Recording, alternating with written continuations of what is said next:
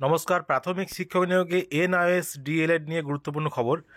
NIOS ডিএলএডরা যে রিক্রুটমেন্টে বসার জন্য যে তো সেই কেস কলকাতা হাইকোর্টে যেটা উঠেছে, তার যে শুনানির তারিখ সেটা কিন্তু আবার দিয়েছে এবং গত দুটো তারিখ কিন্তু মিস হয়েছে। একদিন বিচারপতি আসেননি, একদিন শোনেননি। যাই হোক, এরকম কিছু একটা হয়েছে। আবার কিন্তু নতুন একটা ডেট দিয়েছে।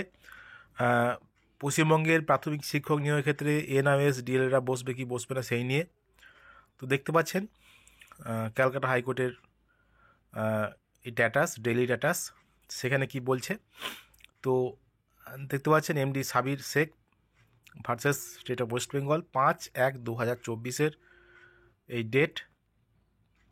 তো ডেটটা ছিল, তো নতুন যে ডেটটা দিয়েছে যে নেক্সট পারপাস ফিক্সড ম্যাটারে আছে, নেক্সট হিয়ারিং ডেট হলো 9/1/2024।